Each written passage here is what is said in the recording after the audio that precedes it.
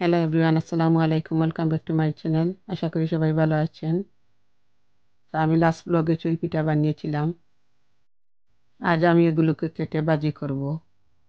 আশা করি আপনাদের ভালো লাগবে। আর এই পিঠা যে শুধু ভাজি করে খাওয়া যায় তা কিন্তু নয়। আপনারা তাওয়াতে গরম করে ভর্তা কিংবা মাংস দিয়েও খেতে পারেন, যার যেভাবে খুশি। তো আজ আমি ভাজি করব। আশা করি আপনাদের ভালো লাগবে। আর এভাবে ভাজি করলে খেতে অনেক স্বাদ হয়।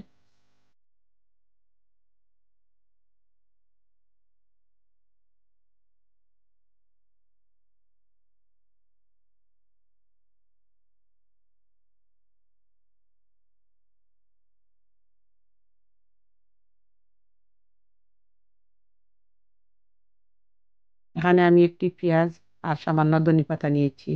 এগুলোকে আমি কুচি করে কেটে নেব।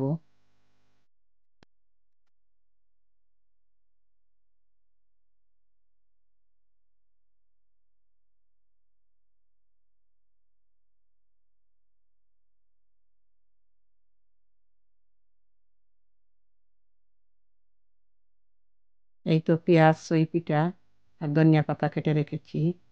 এখন চুলে একটি পান বসিয়ে আমি 1 টেবিল চামচের মতো ঘি দিয়ে দিচ্ছি। ঘি যখন মেল্ট হয়ে যাবে এই পর্যায়ে এসে আমি পেঁয়াজগুলা দিয়ে দিব।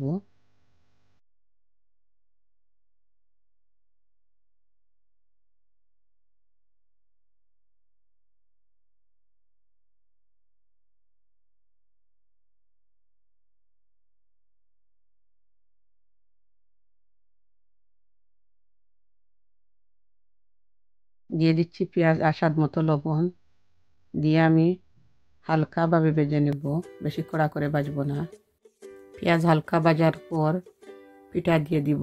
আর পিঠা আর পেঁয়াজ একসাথে ভাজা হয়ে যাবে। আর এভাবে আপনারা ট্রাই করে দেখবেন, আশা করি আপনাদেরও ভালো লাগবে। আর আমি এখানে কোনো মরিচ ব্যবহার করব না। আপনারা চাইলে কাঁচা মরিচ বা চিলি ফ্লেক্স এগুলো দিতে পারেন। এখন দিয়ে দিচ্ছি পিঠাগুলা। দিয়ে আমি ডেকে রাখবো। আর 4-5 মিনিটের মতো এগুলোকে রান্না করব। আর আমি জানি এই পিঠাগুলা ভাজা অনেক সহজ, যে কেউ বানিয়ে নিতে পারে। এরপরেও আমি শেয়ার করলাম আমি যেভাবে ভাজি করি।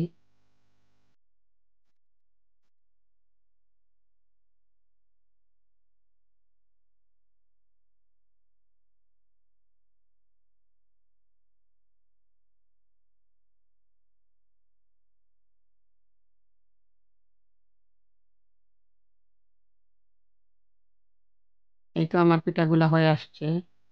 এই পর্যায়ে এসে আমি ধনেপাতা কুচি দিয়ে নামিয়ে নিব। এই তো হয়ে গেল পিঠা ভাজি।